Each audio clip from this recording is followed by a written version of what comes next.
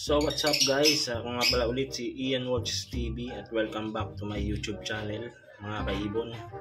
So bibigyan ko lang kayo ng update dito sa ating pinagpapares na back to back Lutino project, Lutino Opaline. So meron tayong cock na Lutino split Opa cock, tapos yung hen natin na proven is Lutino hen.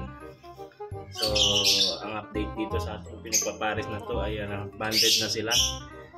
So halos sa 1 month silang nagbanded bago magpares guys.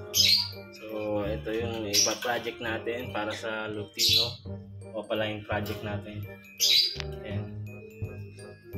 Ayan sila at hindi na sila nag-aaway. Kung napansin ko nagpuputuhan na sila at sabay na silang kumakain. So yung una kasi inaaway nung hen yung pack, so ngayon hindi na. So banded na sila kung tuturing natin. So itong parisan na to isasalang natin to sa bare months para ma-condition muna bago natin isalang, para makapagpa-project na tayo ng Lutino Opaline.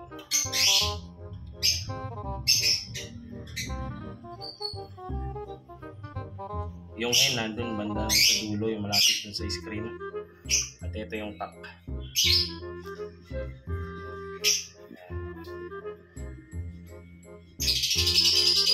Sana maging successful ang una nilang mag-breed sa atin para magkaroon na tayo ng Lutino Opaline.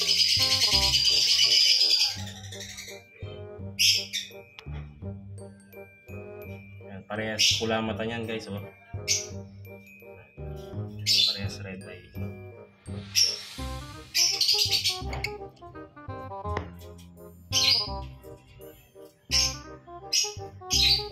Napakaganda yung project niyan guys.